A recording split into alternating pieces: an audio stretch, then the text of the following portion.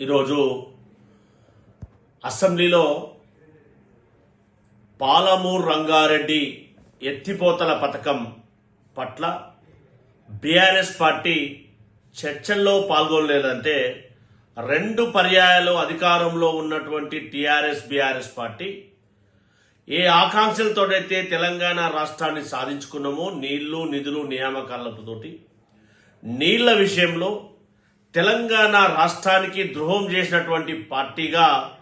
TRS BRS party ఈ చరిత్రలో నిలిచిపోతుందనేది మనం వాస్తవాన్ని గ్రహించాలి. ఎందుకనంటే కాళేశ్వరం కంటే ముందు ఏదైతే ప్రాజెక్టును ప్రారంభించినటువంటి ఉమ్మడి రంగారెడ్డి జిల్లాకు కానీ ఉమ్మడి మహబూబ్నగర్ జిల్లాకు కానీ నల్గొండ కొంత ప్రాంతానికి కానీ సాగునీటి కోసం ఉపయోగకరమైనటువంటి పాలమూరు రంగారెడ్డి ప్రాజెక్టును ఏమాత్రం కూడా కంప్లీట్ చేయకుండా కేవలం 27,000 కోట్ల రూపాయలు ఖర్చు పెట్టినామని చెప్పి మాట్లాడుతున్నటువంటి బీఆర్ఎస్ పార్టీ నాయకులు డిపిఆర్ మాత్రం 84,298 కోట్ల రెడీ చేస్తారు. కానీ దాని డిపిఆర్ కోసం మాత్రం కేంద్ర ప్రభుత్వం ఏప్రిల్ 2023లో దాన్ని వెనక్కి పంపితే కనీసం అధికారంలో ఉన్నప్పుడు దాని రిమార్క్ కూడా ఐడెంటిఫై చేయనటువంటి బీఆర్ఎస్ పార్టీ నాయకులు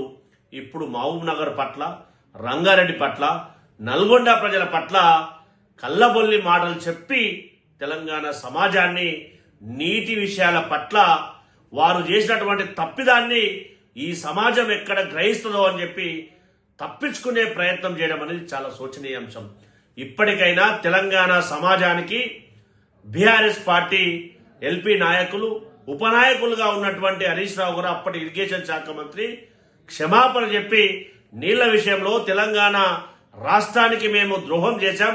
కాబట్టి మమ్మల్ని క్షమించండి అని చెప్పి క్షమాపణ కోరాలని చెప్పి ప్రజాప్రభుత్వం కాంగ్రెస్ పార్టీ పక్షాన డిమాండ్ చేస్తా ఉన్నాం.